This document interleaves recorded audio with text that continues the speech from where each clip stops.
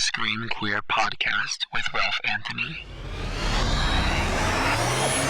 The following content contains topics describing graphic violence, strong sexual content, explicit language, and elements that may not be suitable for some audiences.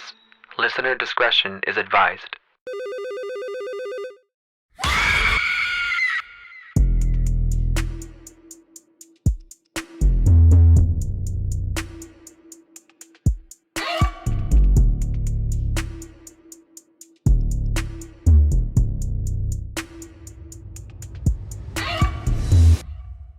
What is going on, everybody? Welcome back into the podcast. We have a big episode with a lot to cover, so I'm going to just go ahead and jump right in. First and foremost, the wait is over. Scream 6 has slashed its way into cinemas everywhere, and I cannot tell you how fucking stoked I am. But before I give you my full review, I want to warn you that there will be spoilers. So if you're somebody who does not like spoilers and you are planning on checking out the film, stop listening, go watch it, then come back later and we'll talk then. I first want to talk about Scream 6 The Experience, which was a little pop-up shop that was open for about 2 weeks in Santa Monica, California. Can I just add, this movie's budget for promo and all that stuff was insane.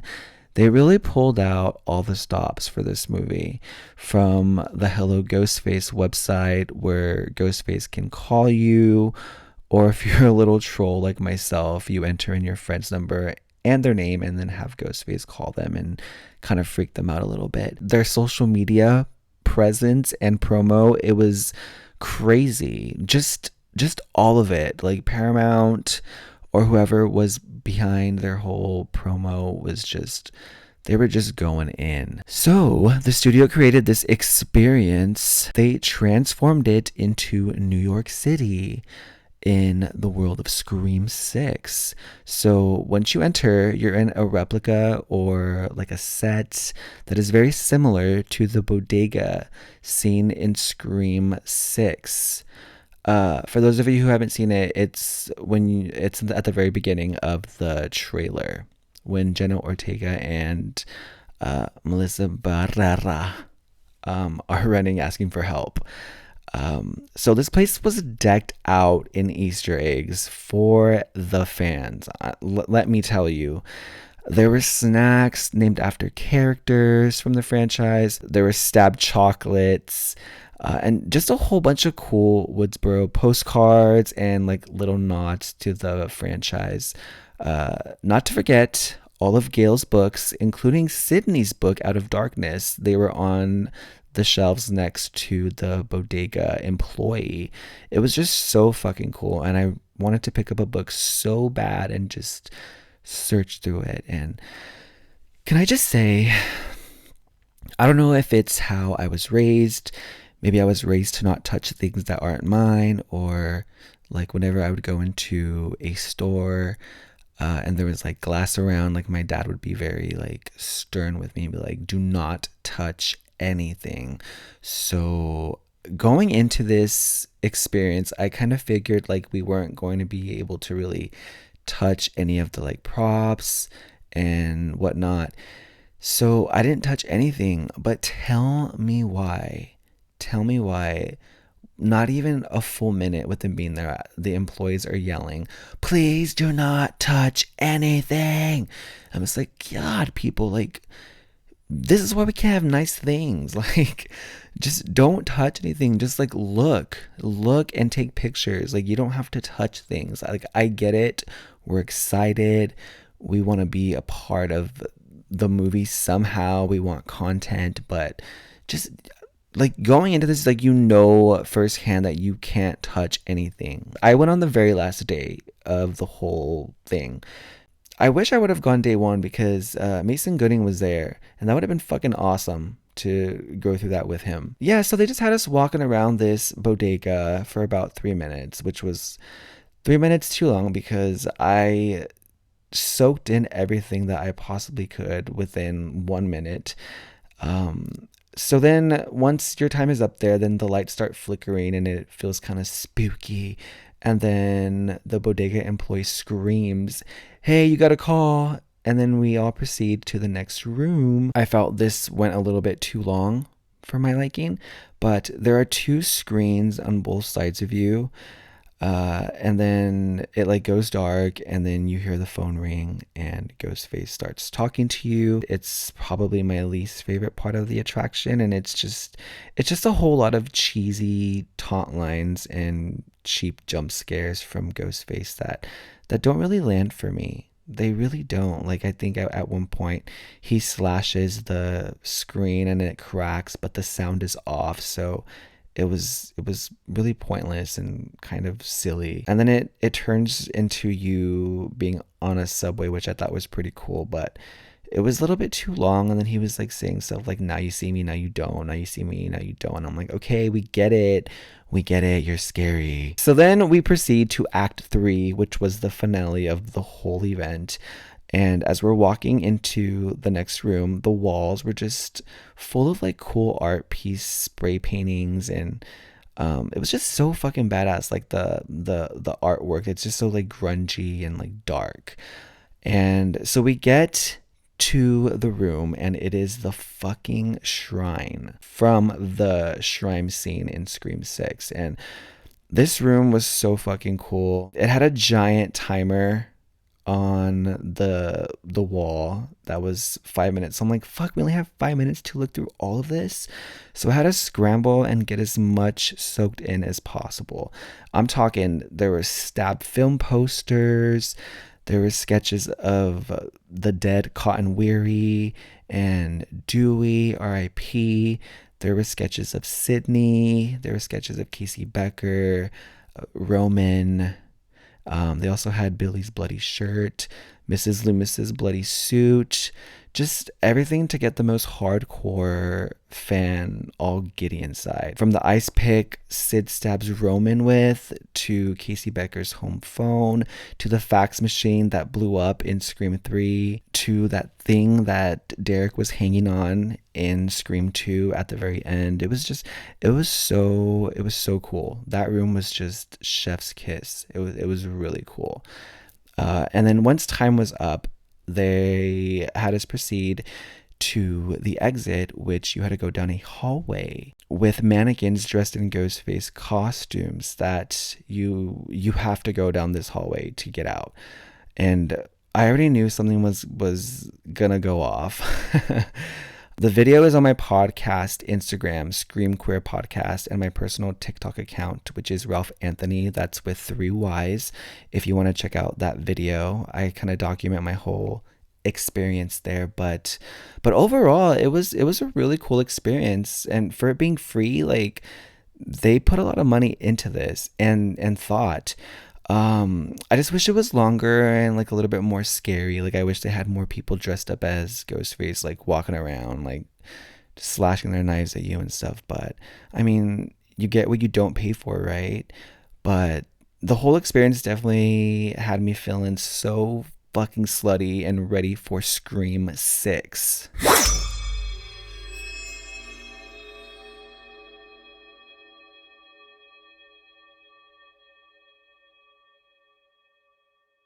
So enough about the experience. Let's get into the actual film, Scream 6. So once again, spoilers will be in the rest of this episode. So if you have no desire to hear spoilers and are planning to watch, then turn back now. Turn back now. Don't do it.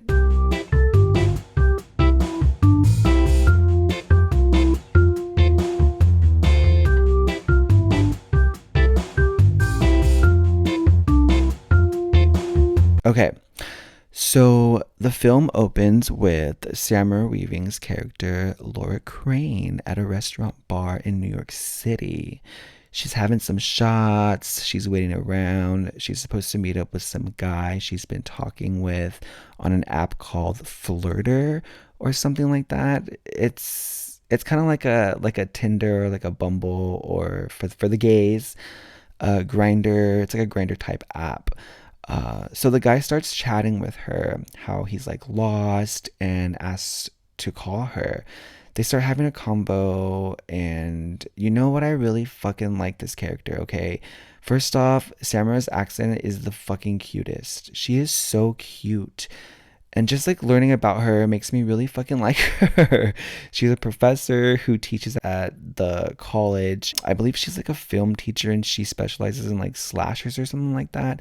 And she's not too fond of the Stab franchise, which is a first red flag, like being our first victim. But I really liked her. It made me want to learn more about her and just see more of her in this movie. The guy has her go outside to remind him the color of the restaurant, like why. Then he tells her to meet him on the opposite end of an alley. After acting as if he sees someone approaching him about to attack him, he turns on the infamous voice changer, and we finally get to hear the beautiful voice that is Roger L. Jackson. Can I also just add that Roger L. Jackson, I feel like he really stepped his shit up. Like, his dialogue was fucking awesome. Scream 5 was kind of like with like how he talked, but I felt like in this one he was back and ready to go for this one. So at this point, Samara's character is midway in the alley, and she gets fucking stabbed to death. And just hearing her scream made me so sad. And on my first watch, I genuinely was really sad. Like I think I had my hands in my face. Like why? Like why? I don't want her to die. And my issue with this was there was no chase. Like she was just there standing and then staring. Yeah, just staring into like a dark corner, and she didn't do anything. There was no fight. But yeah, I just wanted to pretty much cry because I really like this character who we got to know within like 5 minutes. But after the last slash, it doesn't cut to the title screen. It just has the killer standing there. The killer actually unmasks himself, which everyone was like, "What? What, you guys? What is going on?" So it is revealed to be this guy named Jason, who is played by Tony Revolori. Some of you might know him from Spider-Man, the one with Tom Holland. So he takes his costume off and heads home. At this point, the audience and myself, like I said, were like, what the fuck is happening? So on his way home, he runs into Tara Carpenter, who we all know is played by the little cutie, Jenna Ortega. It's apparently it's like Halloween week or Halloween weekend, so everyone is walking around in costumes, going to parties, being loud, acting crazy, screaming. So anyway, they exchange a combo. I guess they know each other. Cool. So now we see Jason at his place. He puts his costume back in like a little shrine closet thing. He then receives a call from his roommate Greg, who has the voice of Ghostface, obviously. Apparently, they had planned a killing spree and were targeting Samantha and Tara to finish Richie's film.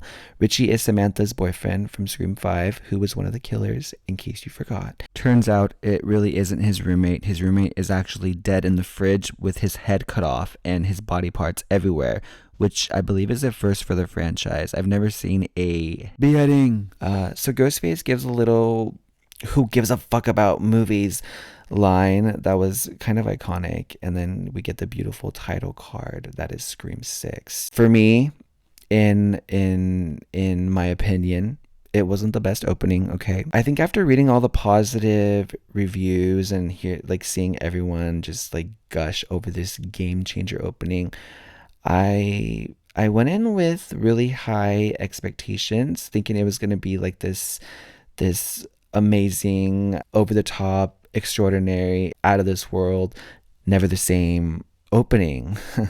But it was a little different, and I appreciated it, but it wasn't Like, oh my god. We cut to our main characters, and I really love the core four here. Samantha Carpenter, portrayed by Melissa Barrera, is working two crappy jobs and bouncing from therapist to therapist.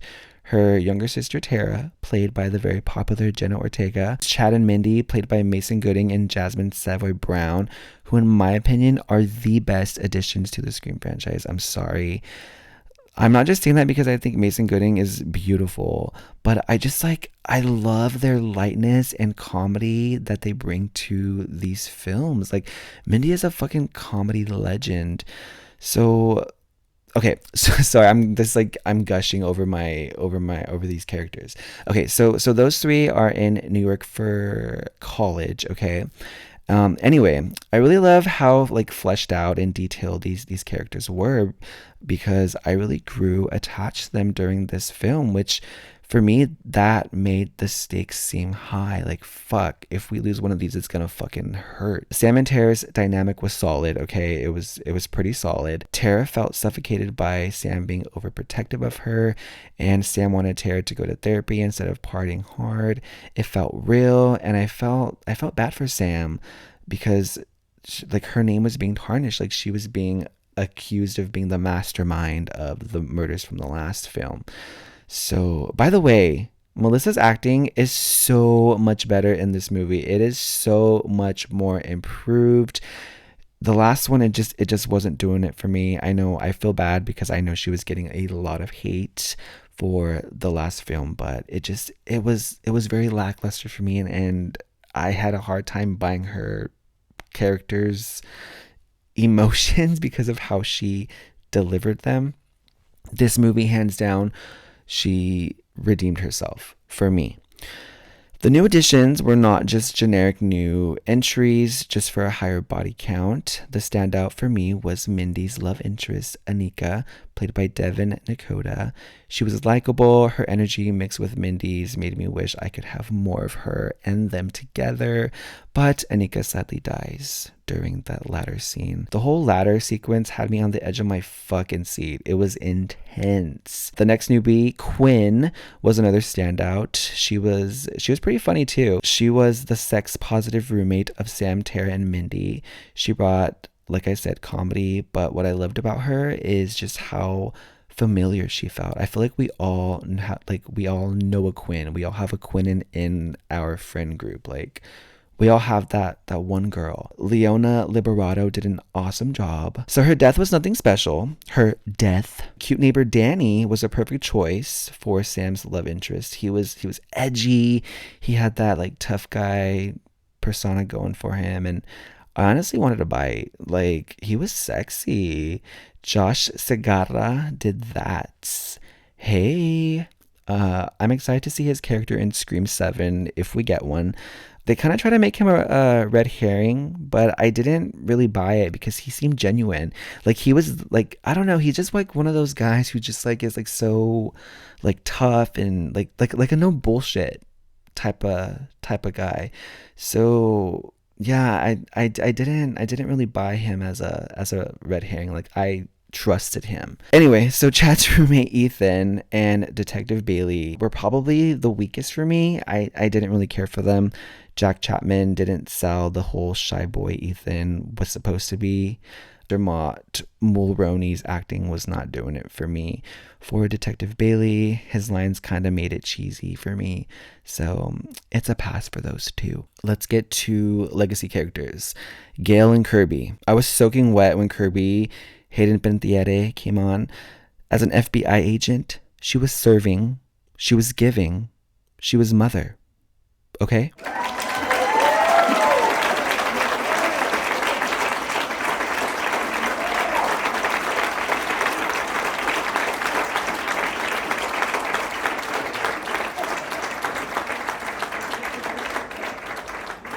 Aside from me wanting her to have a bigger role, it was kind of everything I had wanted, honestly. They didn't sideline her like I felt they did with Sydney in the last movie. She was there and her presence was felt. And she kicked ass and looked great doing it. Her scene with Mindy was pure horror film geek candy. My bussy was throbbing. Gail, she was on. Gail wasn't really needed. Like, I felt like her being in this film, it's. I mean, I love Courtney Cox, and she does this character well. At this point, the punch scene was a little nostalgic. Wink to diehard fans. The chase scene, was it Scream 2 level 10? No, I'm sorry. I know some of you thought it was epic. I just thought it was intense. The phone call had some of the killer's meanest lines ever. Low blows were thrown. It was cool to finally see Gail talk to a killer because she never really got a call before. Okay, this was so badass when the killer grabs Gail's boyfriend behind her back like a fucking ninja. That shit was so, like, I was like, oh fuck. This fucking Ghostface is not fucking around. And then to throw his ass through her shelves, so fucking cool. But as for the actual chase scene, Gail just ran in a fucking circle. She fought with the killer for a bit and predictably was stabbed in the shoulder, the leg, and I think on the side of her stomach. Like, she kind of got it handed to her. I honestly felt like it was worse than Dewey in 5. What do we think? No? Yes? Maybe? So? But maybe she has bionic organs too because she got stabbed. And which is what a lot of characters seem to be packing in this film, like, but I'll also get into that later. So the film handled Sydney's absence, in my opinion, fine. It would have not made sense to really have her. It would have honestly felt kind of forced because she has no business in New York City. Like, oh my god, the Ghostface killer's back. Let's go ahead and call Sydney because she handles everything. Like, no, it would have been dumb actually. Maybe a FaceTime call to Gail, but I mean, we all know Nev Campbell said, fuck y'all, pay me what I want. Fine. The shrine scene was cool. I thought the film would show more of the Easter eggs, maybe close-ups of outfits, but it leaves it for you to scope out quickly on the one scene that like shows the whole shrine. Skeet Ulrich is back as Billy. Sam has a few moments where she hallucinates him, and those moments weren't really needed for me. Chad and Tara's little love story was kind of cheeseball too. But you know what? I love this kind of cheese. Like, I love chick flick cheese. So I got the energy from this little romance. I was sitting on my seat all like, like all giddy and like smirking. I mean, it's a movie, right? Like, it has to take you on this journey and this ride of all different kinds of emotions and feelings. But then Ghostface stabs Tara in the fucking back, and Chad, oh my god, Chad was so hot. He beat the fuck out of Ghostface. He gave me everything I wanted. He is the star. He is the other moment, okay? Then the part that really got me soaking wet was when another Ghostface comes in and they're holding Chad down and they're like stabbing the shit out of him. And then they turn around and they do that like whole like knife cleaning thing that Ghostface does, and they're like all in sync with it, and they look like fucking soldiers. It's so badass. It is so fucking cool, and I'm so geeking out right now. But it, like, when they turn on, they go sing, like that noise, that like knife sharpening. Oh, it was so awesome. I was wet there. But yeah, this movie definitely stepped up the action aspect. It was so good. It was so fucking good.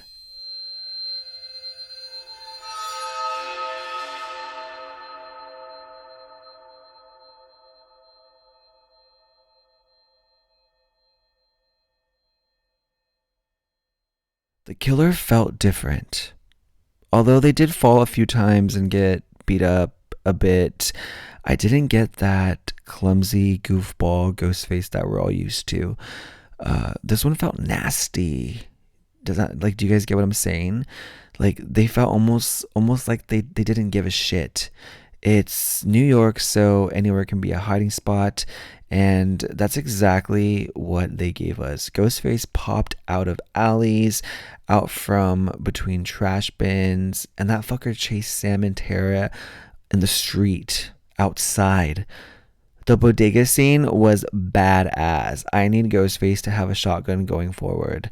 Okay, like he needs a shotgun and the knife. That's it. I I really loved like New York as a set piece for this movie. Uh, it really was Ghostface's playground. Like it really was, and it makes the character way more frightening. And can we just all appreciate that this film was filmed in Canada, and it was still able to make it feel like New York. Like it was beautiful. It was actually really pretty. The film wasn't scary. It wasn't as dark as the trailer made it out to be. However, the scariest scene was Mindy in the subway. I was fucking creeped out. I almost passed out from all the flashing lights, but that scene was actually pretty scary. It pissed me off because it shows how people don't really give a shit about anything but like what's going on like in their on their phone, or like I don't know, it just people don't pay attention. So Mindy gets stabbed again, and next to a sleeping girl, and that like really pisses me off because she's like just there like fucking stabbed, and this girl's like asleep. Like, bitch, how could you not hear? And how many lives do these people have though? Like, I'm talking shit because I want everyone to live, but they get stabbed so many times, like so many times, which leads me into the ending. Okay, let me just say, don't come for me. Don't come with your pitchforks and your axes. But this was the weakest part of the film for me. The film starts and it doesn't really let you have that long of a break in between like deaths and the scares. So okay, so they meet back at the shrine, and Sam, Tara, Chad, and Kirby. Remember, Mindy was stabbed on the subway and taken to the hospital where her and Gail are safe for the rest of the movie. The fight with Chad and the two ghost faces was great. The action between Sarah and Sam was great. When Sam kills, she's a fucking hunter. She is a fucking badass. I need to see her as the fucking killer in Scream 7 because she is brutal. She just like fucking goes at it like all fast.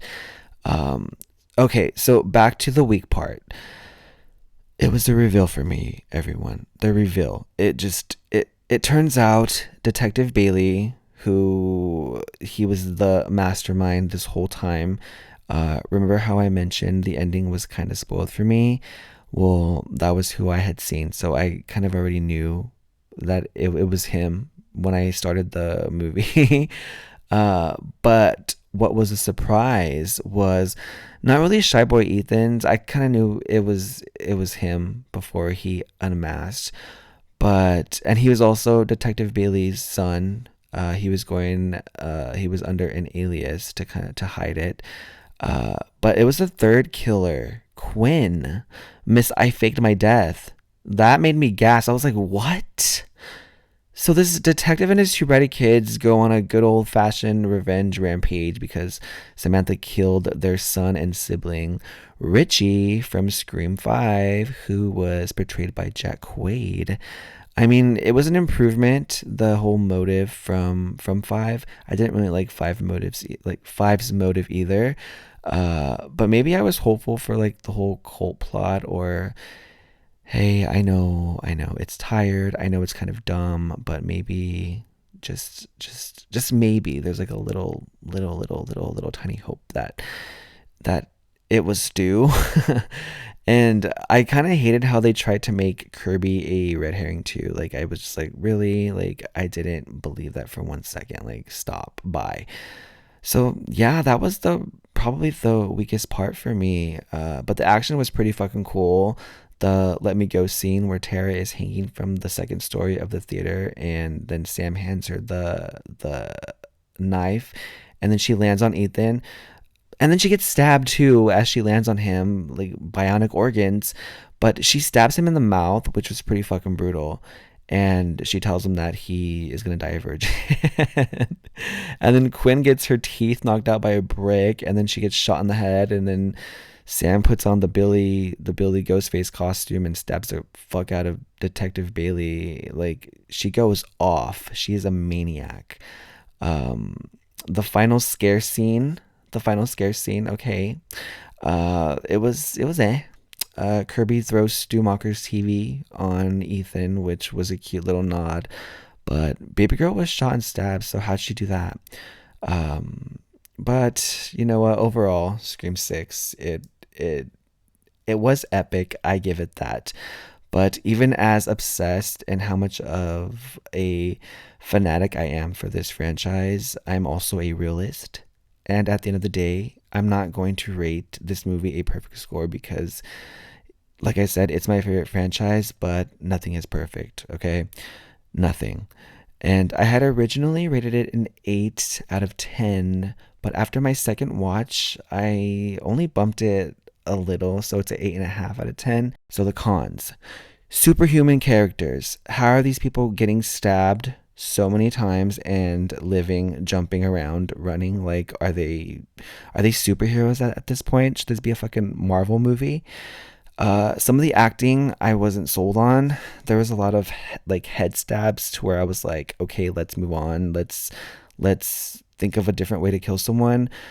From Samantha's therapist getting stabbed in the like nose area, Detective Bailey in the eye, and yeah, and also the finale motive, like I said, and the lack of it feeling like they are in the middle of Halloween season. I didn't really get that whole Halloween vibe aside from just seeing people dressed up.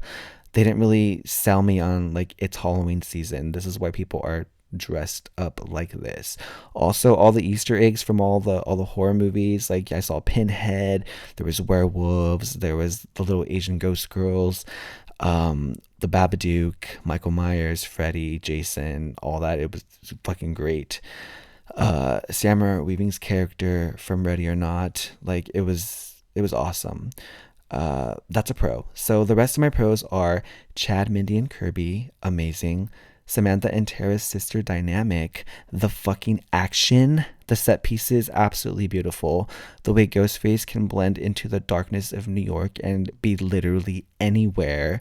The suspense was great. Roger L. Jackson's portrayal as Ghostface, his voice this time was chef's kiss. It was better.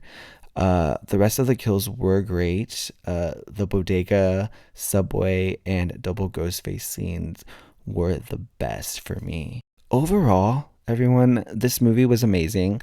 Not perfect, but definitely up there in my rankings. If you love this film or didn't, let me know. Some of you have already been letting me know, and I've asked some of you as well. But if you want to share your input, please don't be shy. Message me on Instagram at Scream Queer Podcast, or even my personal account, which is at Ralph Anthony. That's with 3 Y's. But there you have it, everyone. The Scream 6 craze has come, has gone. Let's hope we get a Scream 7. But with that said, I love you all for listening. I will talk to you all on the next episode. Bye.